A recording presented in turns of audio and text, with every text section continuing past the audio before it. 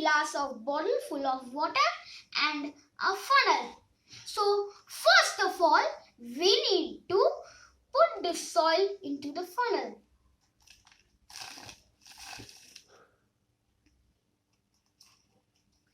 Now cover the end of the bottle and shake it a bit.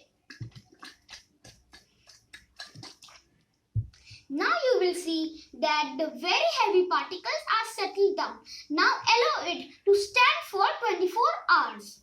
Now after 24 hours, your result will be like this, as you can see.